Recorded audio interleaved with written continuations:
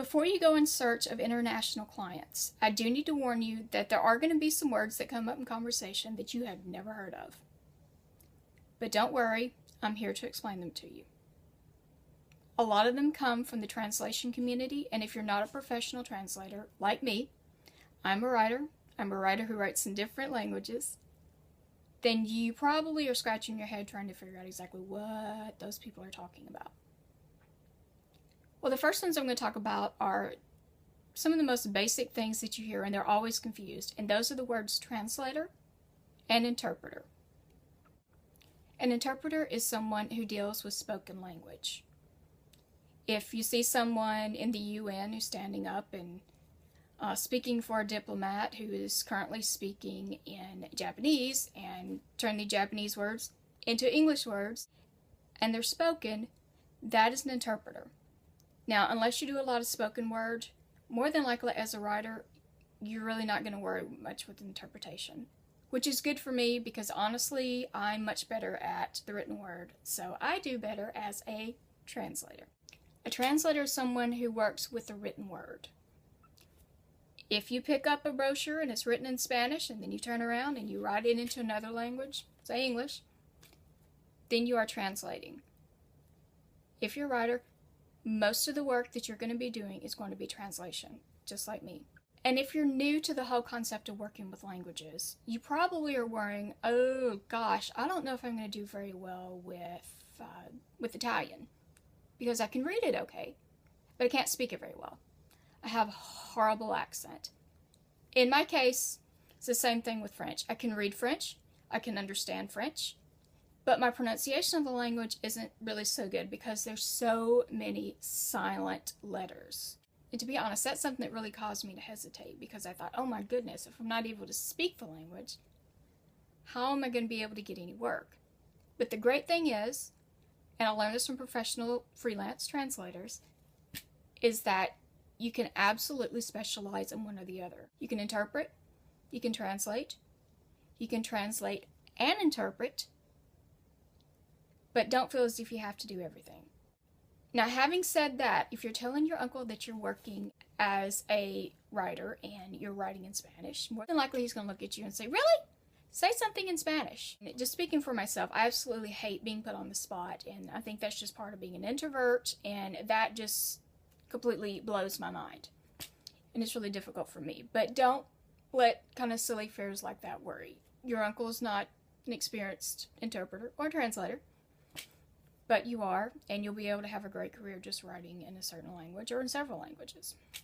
Now, the second thing I want to talk about are what are known as language pair. A language pair is simply the two languages that you currently work in. For example, I translate French into English. So my language pair is French to English. I also translate Spanish into English, which is Spanish into English.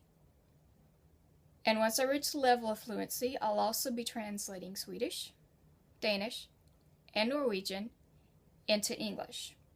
Now, it's perfectly okay to just translate one way. And to be honest, that's the most common way that translators work in the US because, let's face it, most of us are monolingual, and if we can get to a second language, we know English really well, and the second language not so much. The reason why is whatever language you are translating into should be a language that you understand at native fluency level, which means that you know all those crazy little idiomatic expressions like 2 peas in a pod, or stuck between a rock and a hard place. And then there's some expressions that just completely don't translate at all. But you know that because you're a native speaker, and you're used to not only speaking correctly, but also speaking in the way that's just really casual and just goes on in natural everyday conversation. That's what most of your clients are going to want. Now, if you're working for a government, more than likely they'll want a more formal kind of speech.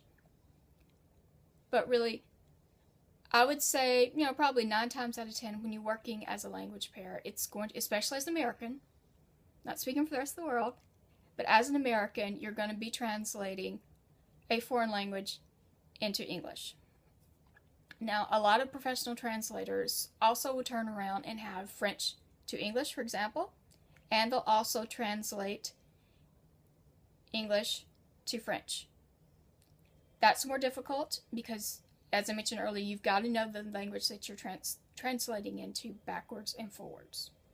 So when someone mentions what your language pair is, don't worry. It's the language that you know quite well